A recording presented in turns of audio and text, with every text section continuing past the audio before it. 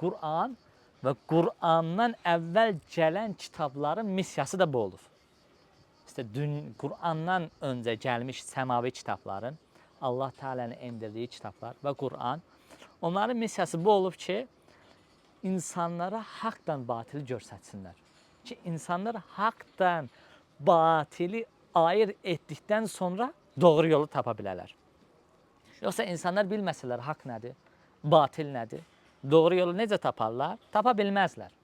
Ona görə Allah Teala ayətdə buyurur ki, və iz ətəynə Musəl kitəbə vəl-furqanə ləalləkum təhtədun. Biz Musaya kitabı və furqanı nazil etdik ki, bəlkə doğru yola yönələsiz. Bəlkə doğru yola yönələsiz. Baxın, Allah Teala kitabdan furqanı ayırt edir. Kitabdan furqanı ayətdə ayırt edir. Səmavi kitabları həmsinin missiyalarından biri nə idi? Haqdan batili ayırt etsin. Yəni doğru nədir, yanlış nədir? Bir neçə məsələlərdə. Bu Quranın özüdür. Yəni Quranın öz missiyasıdır.